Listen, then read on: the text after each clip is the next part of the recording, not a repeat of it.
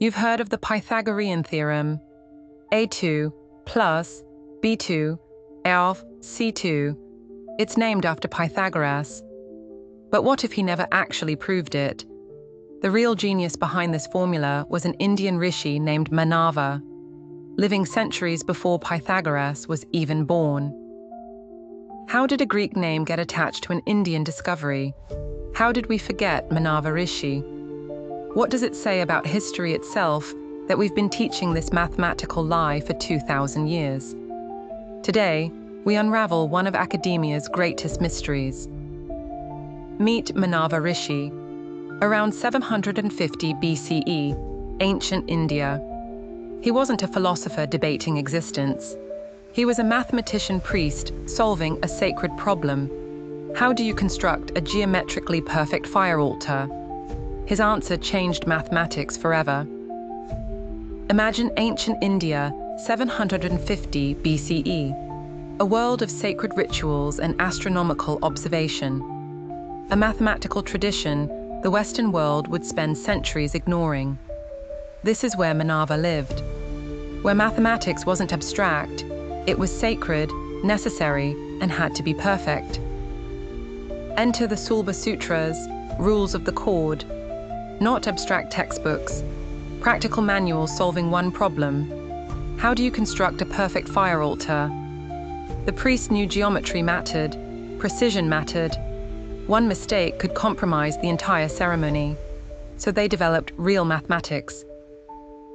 Manava took this tradition and elevated it. He looked at rectangles and their diagonals and asked, is there a universal principle here? A formula that works every time, for every rectangle? He was about to solve a problem that would perplex mathematicians for millennia. Here's what he discovered. A2 plus B2 equals C2. Not a special case, not one example, a universal principle. Any rectangle, any time. He documented it, he proved it, he created it in the Manava Sulba Sutra.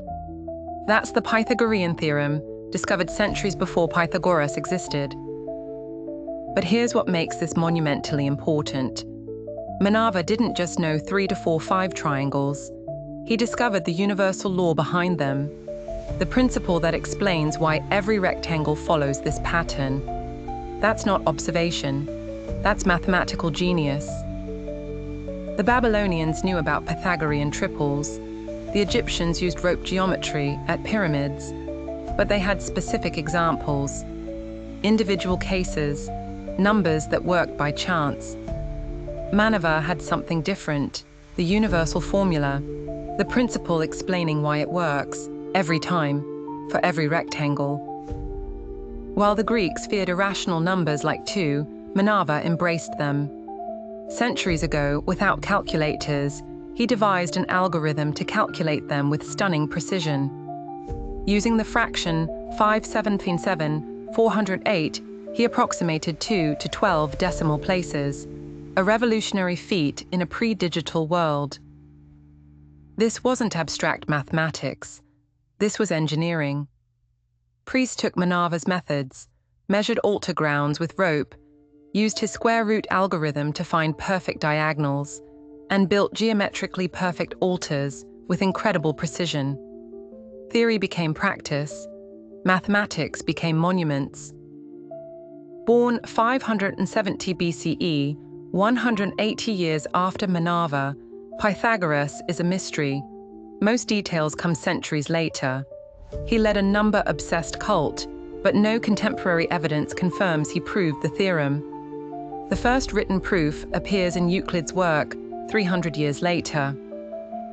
So how did his name stick? Euclid, c. 300 BCE, credited Pythagoras, and medieval scholars trusted him. Renaissance texts copied Euclid, and modern textbooks followed suit. It became a 2,000-year game of telephone. Manava's name vanished, his genius effectively erased from history. It wasn't just priority, it was philosophy.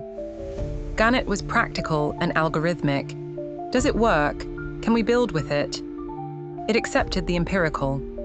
Western math, following Greeks like Euclid, demanded axiomatic perfection and eternal truths. Here's the irony.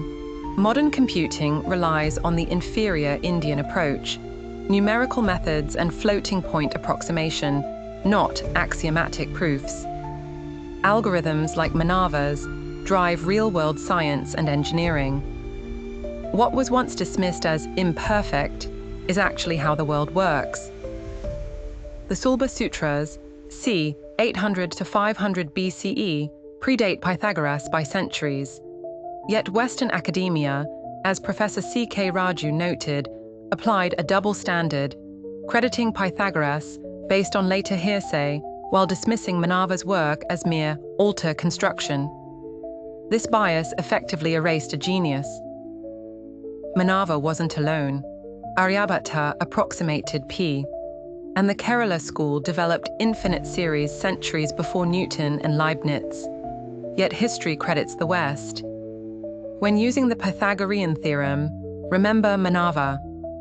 Our modern world is built on principles discovered by those history often forgot. If you learned something new about hidden history, like and subscribe. What other historical figures deserve credit? Next video, Aryabhatta and the invention of calculus. An even wilder story. Question everything. Be curious. See you next time.